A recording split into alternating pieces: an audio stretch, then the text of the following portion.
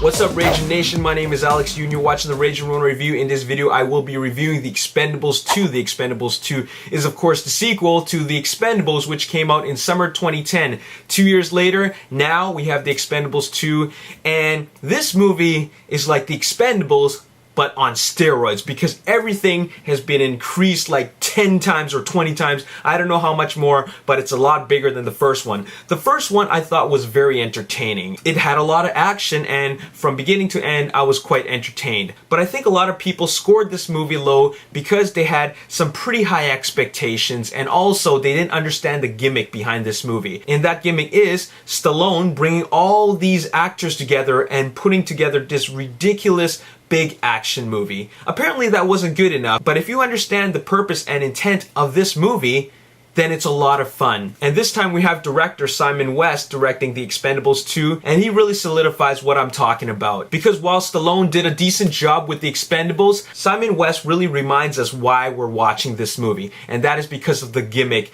of all these actors coming together to kick ass. We're not here to watch a really amazing story. We're not here to watch emotional character development. We are here to watch all these old school action stars and some new ones kick ass, and that is exactly what we get. I like Simon West's direction a lot more than Stallone's direction in the first one. It's a lot more clear and to the point, and he's really good at showing us all the action in all its ferocity. And I say that because the action in this movie is just completely fierce. Stallone has a very rapid fire type of editing and visual style, but Simon West kind of cranks it back down a little bit and brings it back old school, not just back to the days of 80s action movies, but bringing it up to maybe late 90s, for example, Con Air, because he directed Con Air, which was also a big testosterone-fueled muscle fest, and that was actually a really decent action movie. He brings that style and action into The Expendables 2 and really refines it all. And you know why this movie works? It isn't just the big action, and the action is really spectacular. It isn't just that makes the movie work, it is the casting. And I'm very adamant about that, because without the superb casting, this movie would not work.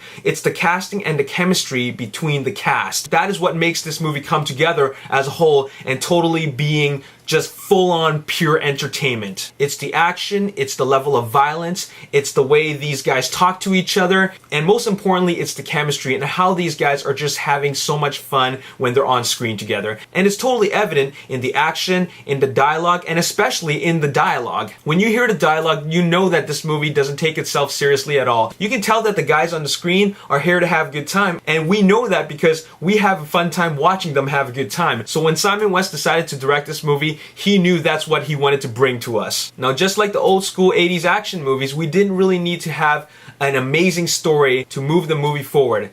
All we really needed is some great characters, and these are really extraordinary characters. And I like that Simon West decided to showcase all the different aspects of each one of these characters, even the supporting cast. The supporting cast would be Arnold Schwarzenegger, Bruce Willis, Chuck Norris, and Van Damme. To be completely honest, we don't see them in the movie a whole lot, but in the movie we're at least glad to see them in the movie doing some action compared to the first one where Bruce Willis and Schwarzenegger were not even doing any action at all. Even though these old school actors are kind of old and the age is getting to them, it's kind of compensated by what they do on the screen. You don't see them doing some really over-the-top hand-to-hand combat, well, except for Stallone, but with Bruce Willis, Chuck Norris, and Schwarzenegger, all they're really doing is standing around, walking around, shooting guns, and that's really good enough for me. Like I said before, it's just great to see all these actors there together, and when they're on screen, the chemistry is just superb. In this movie, I'd like to say that there are 4 tiers or levels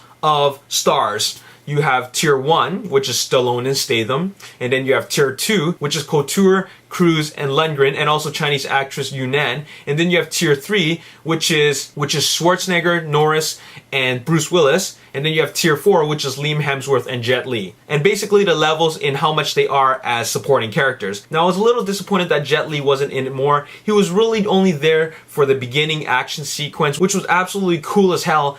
But because he was so awesome in the first part, I kind of wanted to see him more in the rest of the movie because he is part of the original team. Liam Hemsworth, he's a bit of a younger cast member, and I'm kind of glad about his fate in the movie. Not that I didn't like him, but it was very appropriate because let's keep in mind that this movie's gimmick is about these old school action stars. So I'm glad the story played out the way it did.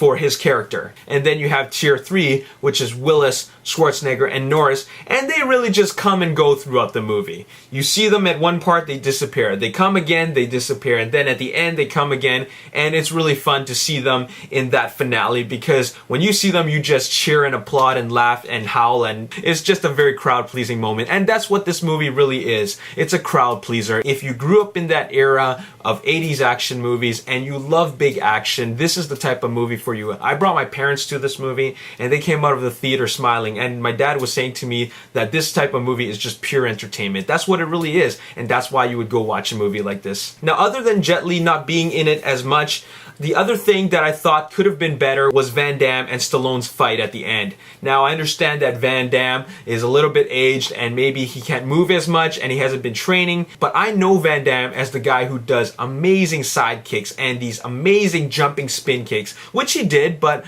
I didn't see enough of his legs going up in the air and just kicking ass. It was a very teeter-totter type of fight. What I mean by that is that Stallone would kick his ass, then Van Damme would kick his ass, and then Stallone, and then Van Damme, and it was really back and forth, but it never really felt like the action movies that we see today, where it's just like constantly going and one guy punches, the other guy counter punches, and then he does a kick and then he does another move. It's not like that at all. But maybe that's the style of fighting that Simon West wanted to go for. He didn't want a total like chop socky, Born Ultimatum type of totally over choreographed type of fight. Maybe he didn't want that, but it was something that I was used to, and really I expected more kicks from Van Damme. And another thing that I felt could have been better was that while Stallone and Van Damme were fighting, what was going on with everybody else? I want to know what Willis, Schwarzenegger, and Chuck Norris were doing, because they're actually a lot of fun to watch. I wanted to see what the hell was going on while Stallone and Van Damme was fighting. It could have been like the last movie where they cut back and forth between different action sequences. That would have been better, because right when they went into the Stallone-Van Damme fight, it was pretty much over. One thing that I do love about this movie is I love not only Jet Li's fighting, but Jason Statham's knife fighting. He really just brings it with all the knife skills, and I love that each one of these characters has their own special ability, and that's one thing that Simon West does so well compared to Stallone. He actually shows the audience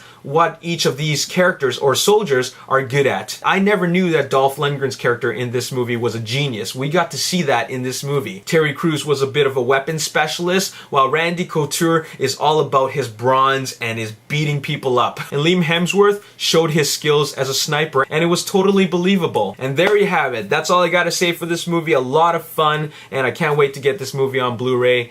8 out of 10. Go check it out on the big screen. This is the reason why we go to the movies. My name is Alex Yu, and I hope you enjoyed this review. I'll see you next time. Peace.